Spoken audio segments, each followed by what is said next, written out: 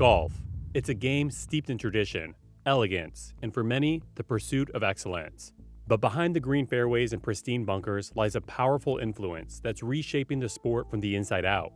Today, we're pulling back the curtain on golf sponsorships and their impact on the game you thought you knew. From the clothes they wear to the clubs they swing, every detail of a professional golfer's appearance is carefully curated by their sponsors. But what happens when sponsorships start to drive decisions both on and off the course? Is it still about the love of the game, or has golf become just another billboard? Imagine this: a player preparing for the biggest tournament of the year, fine-tuning every swing and every putt. But instead of focusing solely on winning, he's thinking about how his sponsors will react if he doesn't perform. This isn't just about competing anymore. It's about maintaining the brand. It's about staying marketable. Sponsorship deals have changed the stakes in golf. In today's world, winning isn't the only measure of success. Keeping the sponsors happy is just as crucial. Some players are now more focused on securing top 10 finishes to stay relevant rather than chasing the win. Why risk it all for first place when a safe finish will keep the endorsement money flowing? And the influence doesn't end with the players. Sponsors also play a massive role in which tournaments get the spotlight. If a brand invests millions to back a specific event, that event suddenly becomes a must-watch. But what does that mean for smaller tournaments without big-name sponsors? They get pushed to the background, slowly losing attention and funding. In a way, sponsors have become the silent referees of golf. Their investments shape what fans see, who gets coverage, and where the big names show up. This creates an uneven playing field where the tournaments with the biggest backing overshadow everything else, regardless of tradition or player skill. Let's take a closer look at the impact this has on players' careers. Golfers today are constantly aware of the brands they represent. A single misstep, a miscut, a controversial remark, or even a wardrobe choice can send shockwaves through their endorsement deals.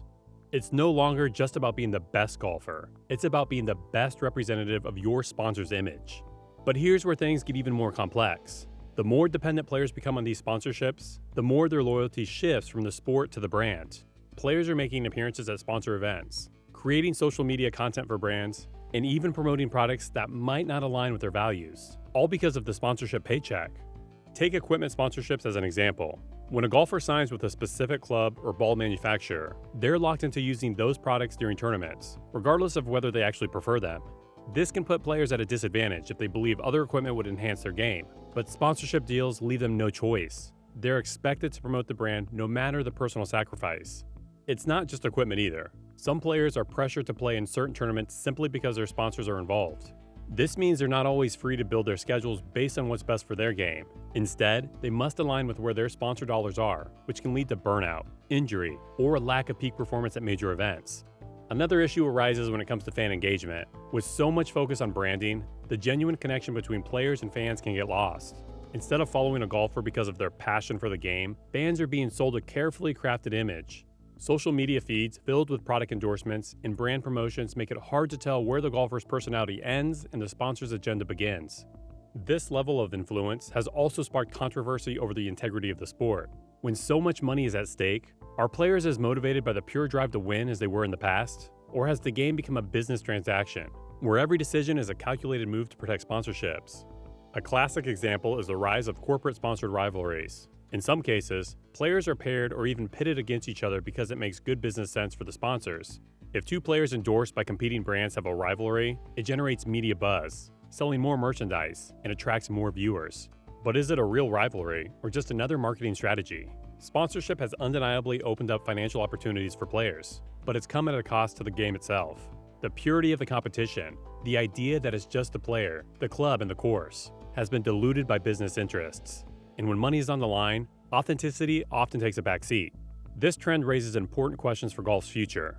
As sponsorships continue to shape the game, will there be room for new talent to break through? Or will the sport become increasingly exclusive? Will young golfers coming up through the ranks feel pressure to prioritize brand image over skill? Furthermore, what does this mean for the sport's legacy? Golf's history is filled with legendary players who inspired generations through their sheer passion and dedication.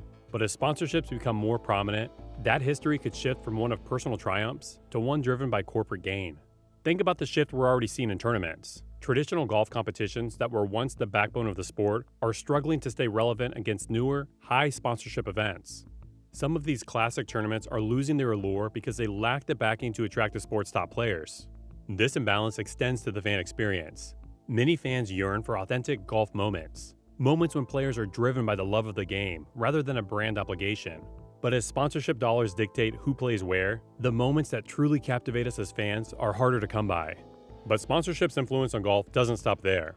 Take, for example, the coverage of the sport itself. Big brand sponsors often secure prime TV spots and ad space, making it nearly impossible for fans to escape the branding, even when they're just trying to enjoy a tournament. Every broadcast, every highlight reel, and every interview is filled with logos and brand mentions. For fans, this can make watching golf feel more like a commercial than a sporting event. Even the golfers themselves are sometimes required to mention their sponsors during post-round interviews. Instead of discussing the round in detail or the challenges they faced, players often begin with a shout-out to their sponsors. While it might seem harmless, it subtly shifts the focus away from the sport itself, making it more about the brand message than the athlete's experience on the course. Let's not forget the younger players either, the next generation of golf stars. For those just starting out, the pressure to secure sponsorships is intense. Many of them aren't just looking for support to advance their careers, they're dependent on it. But this dependency can create a slippery slope, where young players prioritize sponsorships over personal development in the game.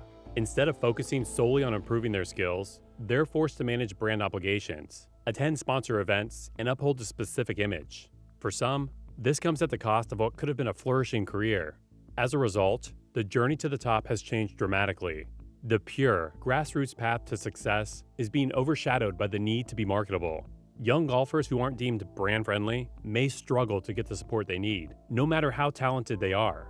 The commercialization of golf is turning the sport into a market-driven enterprise, where brand alignment can be just as important as skill. Then there's the impact on the tournaments themselves. Some events receive heavy sponsorship, while others are left without the same financial backing.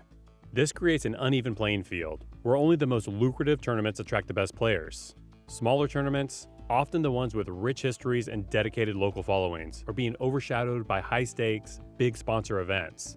Fans who enjoy watching underdog players rise to the occasion are left disappointed when these tournaments fail to attract top names due to lack of sponsorship. It's not uncommon now for a player to choose a tournament based on sponsor obligations, rather than personal preference or competitive significance.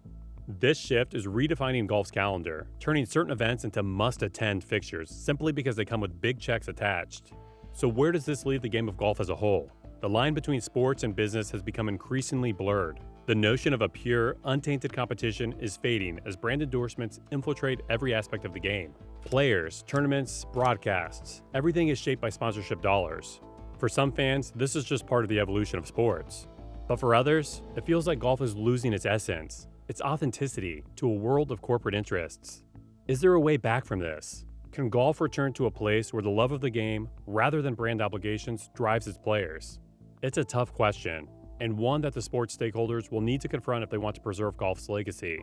Some argue that the current model is unsustainable, and that the sport risks alienating its core fan base by leaning too heavily on sponsorships.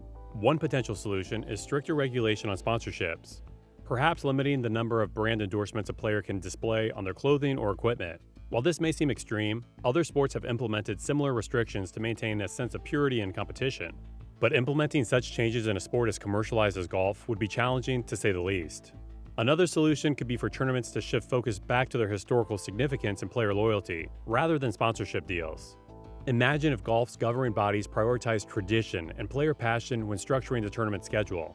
This could help restore a sense of authenticity and tradition to the sport, making it less about dollars and more about the thrill of competition. And then there's the role of the fans. Fans have the power to demand change by supporting tournaments that stay true to the sport's roots and showing disinterest in overly commercialized events. While sponsors wield considerable influence, the collective voice of dedicated golf fans can also shape the future of the sport. If fans push for a purer form of the game, the industry may be forced to respond. In the end, the issue of sponsorships in golf is complex, with no easy answers. Sponsorships have undeniably brought money, visibility, and opportunities to the game, elevating it to a global stage. But as we've seen, there are consequences when financial interests begin to overshadow the love of the sport itself. Will golf continue down the path of commercial expansion, or will it strive to maintain a balance between business and tradition? Only time will tell. Thanks for watching. Make sure to like and subscribe if you enjoyed the video. Until next time.